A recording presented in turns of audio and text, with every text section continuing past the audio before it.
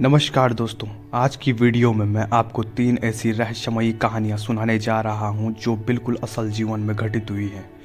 मतलब ये कहानियां काल्पनिक नहीं है, बिल्कुल सच्ची है। और इन सच्ची रहस्यमयी कहानियों को सुनने के बाद आपको ऐसा लगेगा कि मैं किसी कहानी को नहीं बल्कि किसी फिल्म की कहानी सुन रहा हूँ। लेकिन ये तीनों मिस्टीरियस कहानियाँ 100% सच हैं। तो बात करते हैं आज की पहली कहानी की, जो रे ग्रीसर नामक व्यक्ति के जीवन पर आधारित है। सोचिए, एक व्यक्ति अपने घर से ऑफिस के लिए निकलता है, अपना काम खत्म करता है, अपनी गर्लफ्रेंड से फ़ोन पर बात करता है और फिर अचानक से गायब हो जाता है। वो भी ऐसा गायब नहीं कि कुछ समय बाद उसका या उसकी मौत का कोई सुराग मिल जाए, बल्कि वो इस तरह से गायब होता है कि आज 18 सालों बाद भी उसका कोई अता पता नहीं मिलता। यह घटना है 15 अप्रैल सन 2005 की। हम यहाँ बात कर रहे हैं अमेरिका के पेंसिल्वेनिया निवासी रे ग्रीसर की। रे का इस तरह से गायब होना सबको चौंका गया था। एक अधिवक्ता, एक बेटी का पिता और अच्छी खासी संपत्ति के मालिक रे के गायब होने के अगले दिन उसकी कार और सेल फोन उसके घर से 55 मील दूर एक नदी के किनारे से बरामद किए गए। कुछ महीनों बाद रे का लैपटॉप तथा हार्ड ड्राइव नदी किनारे मिला। हार्ड ड्राइव पूरी तरह से नष्ट कर दी गई थी। आमतौर पर खुद में ही व्यस्त रहने वाला रे अपनी मौत के दिन एक अनजान औरत के साथ देखा गया था, जो उसकी गर्लफ्रेंड नहीं थी। जहां उसकी कार बरामद हुई वहीं सिगरेट की राख भी मिली थी। जबकि हैरान करने वाली बात यह थी कि रे सिगरेट नहीं पीता था। इन सब के अलावा एक सुराग रे के कंप्यूटर से भी मिला।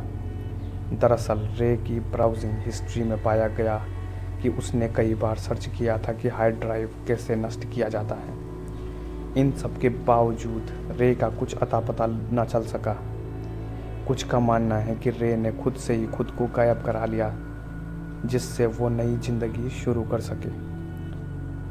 वहीं कुछ लोग मानते हैं कि रे ने आत्महत्या कर ली। काफ़ी छानबीन के बाद भी जब पुलिस कोई ठोस सबूत न जुटा सकी तो 2009 में रे को ऑफिशियली मृत घोषित कर दिया गया। अब चलते हैं अपनी दूसरी कहानी की तरफ। दुनिया में हर इंसान की अपनी एक पहचान है। खोजने पर आए तो पता लगाया जा सकता है कि कौन व्यक्ति कहाँ पैदा हुआ था, कहाँ पला बड़ा और उसके परिवार में कौन कौन है। लेकिन अमेरिका के डलास की रहने वाली लॉरी इरिका रफ की कहानी आम लोगों से अलग थी। लॉरी कैनेडी ने ब्लैक रफ से शादी की तथा दोनों डलास में बस गए। काफ़ी सारे मिसकैरेज होने के बाद 2008 में लॉरी ने एक बेटी को जन्म दिया।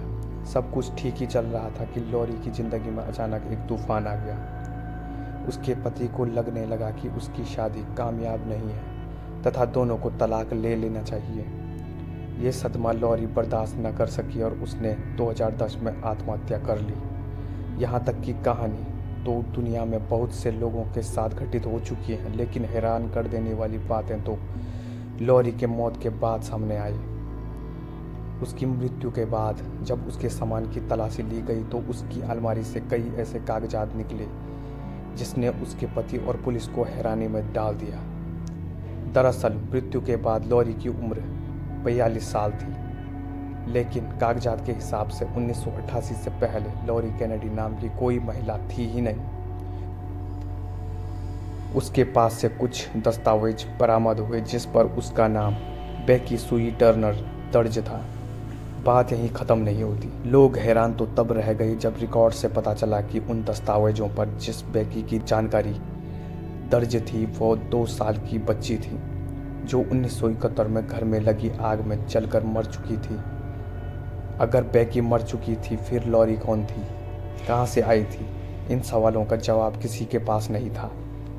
2016 तक लॉरी पुलिस की फाइलों में एक रहस्यमयी केस बनकर पड़ी रही, लेकिन इसी साल लॉरी के रहस्य से पर्दा उठ गया।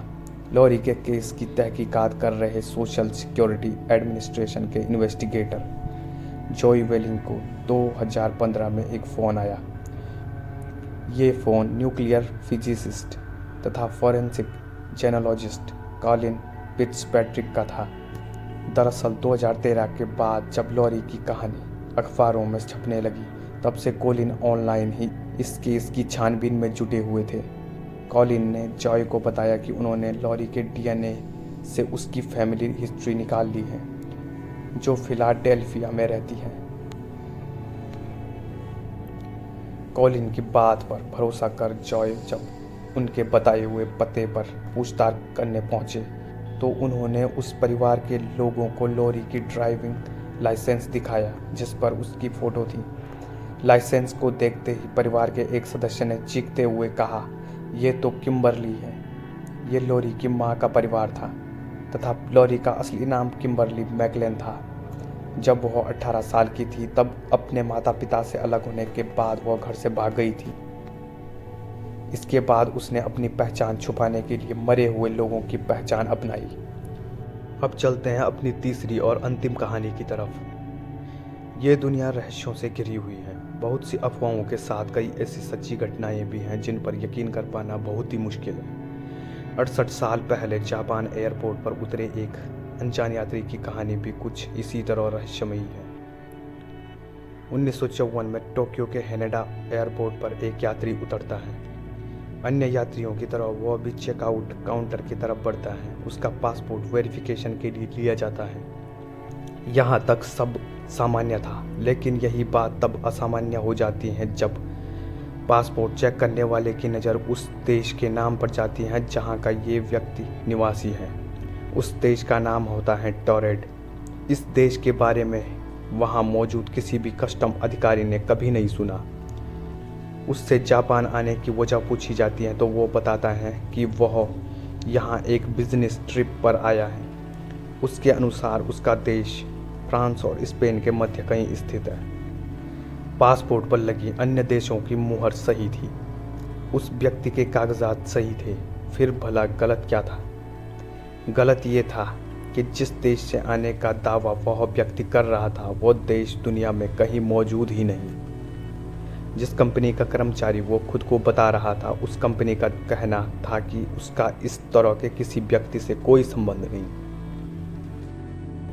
जिस होटल में वह व्यक्ति अपने ठहरने की बात कर रहा था उस होटल में भी उसके नाम की कोई बुकिंग नहीं थी। परेशान कस्टम ने जब उस अनजान यात्री को वर्ल्ड मैप दिखाकर उससे अपना देश खोजने को कहा तो उसकी उंगली एंडोरा नामक देश पर जाकर रुक गई और वह झुंझला गया। उसका दावा था कि यह मैप गलत है क्योंकि यहाँ एंडोरा की जगह टोरेड का नक्शा होना चाहिए। उसने ये भी कहा कि उसका देश वहाँ 1000 सालों से स्थित है। उस यात्री की हर बात कस्टम अधिकारियों को उलझा रही थी, लेकिन उसके दस्तावेज फर्जी नहीं लग रहे थे। और तो और उसके पासपोर्ट पर इससे पूर्व टोक्यो की कई यात्राओं की मुहर भी लगी हुई थी।